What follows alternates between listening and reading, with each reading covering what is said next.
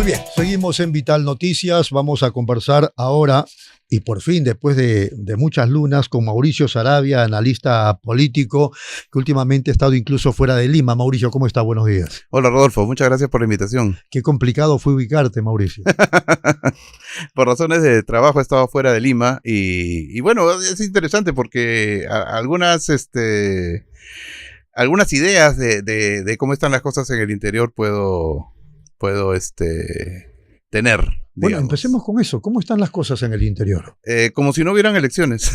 ¿Tanta indiferencia? Sí, la verdad es que Estamos a 17 días. Yo pensé encontrarme en el interior con mucho más activismo, caravanas, partidos en ebullición. No, la verdad es que no he visto nada. Creo que las cosas solo se activan cuando el candidato principal va a las regiones, pero fuera de eso se ve como días normales, es más, cuando uno conversa con la gente, cuando uno va a desayunar, a almorzar y trata de conversar con la gente, uno se da cuenta que las elecciones no pasan por la vida de la gente, ¿no? Y es eso. Y no es que eso ocurra siempre en todos los procesos, es ahora. Es ahora, yo lo he notado con mucha fuerza ahora, ¿no? De hecho, son las elecciones en que mucho más desafección se ve en la gente. Mucha indiferencia. Muchísima. Bueno, ¿qué puede pasar de acuerdo a las fotografías o resultados de encuestas de los últimos meses o las últimas semanas, incluso antes del debate del Jurado Nacional de Elecciones? Todo se puede mover. Todo se puede mover, porque hay una figura bien interesante, ¿no? Los punteros... Hablan de dos pelotones. Sí, dos pelotones que tenemos hace 4 o 5 meses. O sea, no hay... Te lo comentaba un poquito fuera de cámara, ¿no? Acá una subida de 3 puntos te pone en la foto y genera toda una revolución de opinión, cuando una subida o bajada de 3 puntos no debería significar absolutamente nada. Y lo segundo es que tenemos, digamos, 2 punteros que no superan juntos el 20, 22%, 23% de la votación. Están como estancados de hace meses los dos. Sí, casi desde que empezó el proceso. Sube, la otra le gana y así. Están casi desde que empezó el proceso.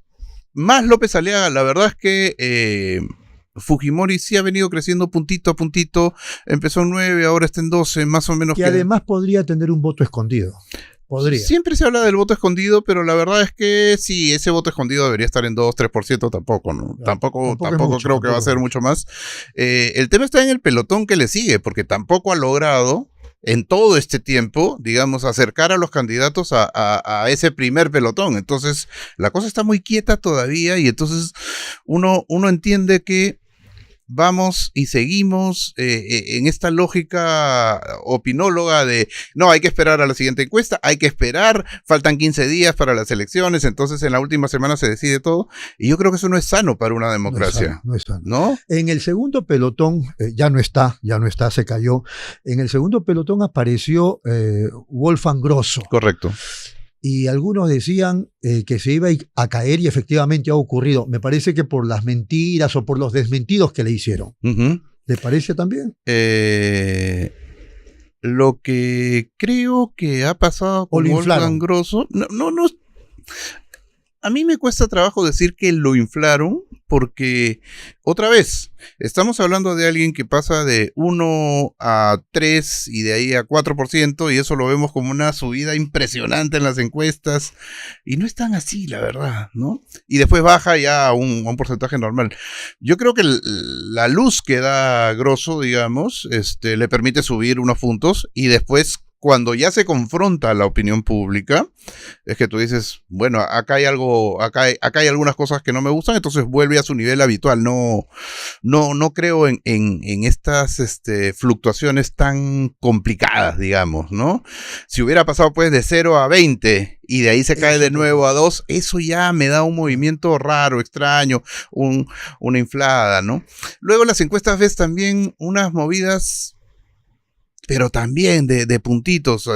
Para algunos Acuña tiene más de lo que tiene, para algunos Luna tiene más de lo que tiene, para otros. Entonces, estás viviendo en el mundo de los pitufos, en realidad, donde subir un punto o 2 puntos, ya los pone en una foto extraña, ¿no? Ayer leía, por ejemplo, a los seguidores de Atencio, que veían con atención justamente cómo ya habían salido del pelotón de otros y en el simulacro de Ipsos ya estaban con 1.9%. Sí, y tú dices, yo no me alegraría de algo así, ¿no? Es complicado, porque todos tienen esta extraña idea de que si ya tengo 1.9, entonces ya soy un Castillo que en la última semana voy a arrastrar mi voto, sabe Dios por qué. Entonces ni siquiera se lo explican, ni siquiera entienden cuál fue el fundamento de una campaña tipo Castillo, y creo que el único que lo entendió de alguna manera fue Sánchez.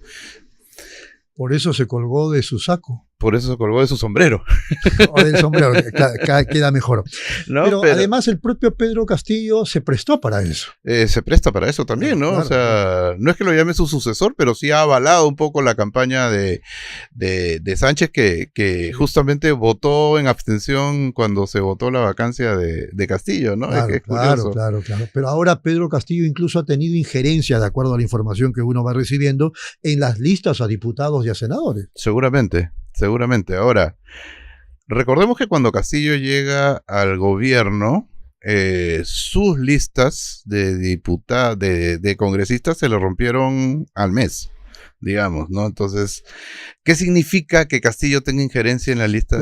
Pero en esas listas Castillo no tenía mucho que ver. Castillo llegó por un accidente. Así es, era circunstancial. Llegó por un accidente. Pero yo, digamos, lo que a mí me genera una interrogante muy grande es si el castillismo es una figura política realmente o es más una idea casi mesiánica de algo, porque yo no veo una estructura castillista sólida, firme. No. Entonces, el castillismo es lo que vive de la reivindicación que significó la elección de Castillo. Y si, como dicen, Roberto Sánchez es oportunista, una vez que consiga su objetivo, ya no le interesa a Castillo. Sí, eso es lo que me temo, ¿no? Sánchez es de los que están en el grupo de los pragmáticos de la política peruana. Esa palabrita suena mejor, ¿no? Pragmático. Sí, pero es un cajón desastre de varias cosas. O sea, están Juntos por el Perú, mañana podría estar en Somos Perú, podría terminar postulando por el acuñismo, o sea... Él no se hace problemas. No creo.